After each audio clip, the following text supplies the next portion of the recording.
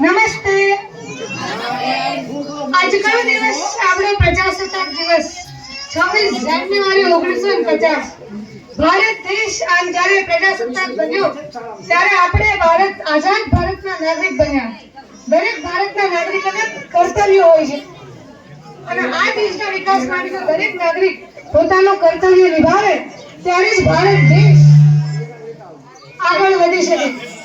નાગરિક તરીકે આપણી અમુક ફરજો હોય છે.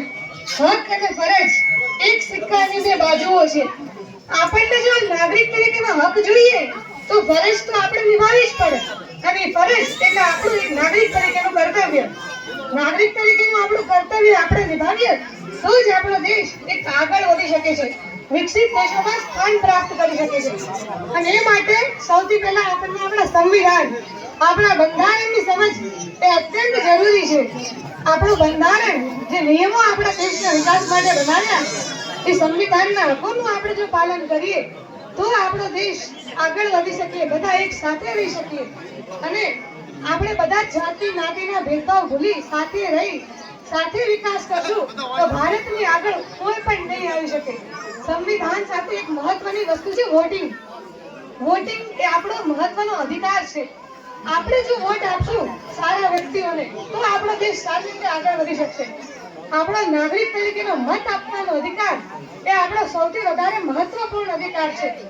આપણે આપણા દેશ ચલાવવા માટે જો કોઈને આપવો હોય તો એ કોણ હોઈ શકે, એની યોગ્યતા શું હોઈ શકે, એ બધું આપણે વિચારીને આપણે વોટિંગ કરીએ તો આપણું ગામ આગળ વધે, આપણો દેશ આગળ વધે અને તો જ આપણો સર્વત્ર વિકાસ થઈ શકે. એટલે વોટિંગ એક સૌથી મહત્વનું પાસું છે. બીજી એક વસ્તુ છે સમાજ સેવા.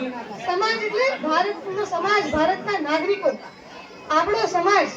દરેક સમાજમાં સૌથી મહત્વની વસ્તુ શિક્ષણ, આરોગ્ય. આ વસ્તુ તો દરેકને મળવી જ જોઈએ. પ્રાથમિક શિક્ષણ, માધ્યમિકનું શિક્ષણ અને હાઈસ્કૂલનું શિક્ષણ જો ન મળે તો આપણે અભણમાં ગણાય અને જો જે અભણ હોય જ્યાં જ્ઞાન નથી તો એ વસ્તુ તો નકામી જ છે. એટલે સૌથી મહત્વનો પાયો શિક્ષણ. બીજી વસ્તુ આરોગ્ય. આરોગ્ય વગર તો બધા નકામું જ છે. દેશનું આયુષ્ય બધું વસ્તુ વધે તો આપણે આગળ વધી શકીએ. આપણા યુવાનો એમનું આરોગ્ય જો સારું હોય તો આપણે વિકાસ કરી શકીએ. એ વગર આપણો વિકાસ શક્ય નથી. એટલે આપણા કર્તવ્યમાંનું એક કે આપણે આપણા દેશને શિક્ષિત કરીએ, એમના આરોગ્યને વધારીએ.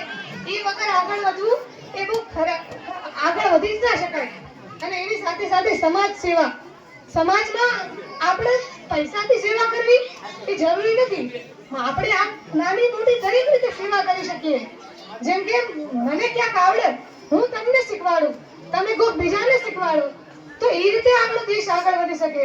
દરેક વસ્તુ પૈસાની સાથે નથી તોલાતી. જેમ કે આપણું શિક્ષણ, આપણને એ શિક્ષકો સેવા આપે, આપણે બધું શીખીને ક્યાંક બહાર જઈશું ગામની, આપણા ગામનું નામ રોશન કરશું તો અને બીજા સમાજમાં આપણે સેવા આપશું કે આ રીતે તમે કરો અથવા આ રીતે આપણે વિકાસ કરી શકીએ તો એક ગામ બીજું ગામ એમ આખો દેશ ધીમે ધીમે કરતા આગળ વધી શકશે.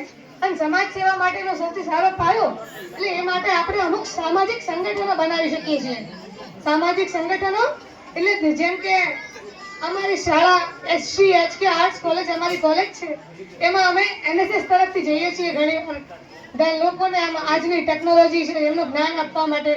તો એ એક સમાજ સેવા થઈ. સમાજ સેવા થઈ અને આપણે જો જઈએ બધા જુદી જુદી જગ્યાએ દરેક સમાજની સેવા કરીએ. ઘણા એવા ગામો છે કે જેને નથી ખબર પડતી કે દેશની બહાર શું ચાલે છે, દેશમાં શું ચાલે છે. તો એ માટે આપણે એમને જાગૃત કરી અને આપણું એક નાગરિક તરીકેનું કર્તવ્ય બજાવી આપણા દેશને આગળ વધારીએ. વસ્તુ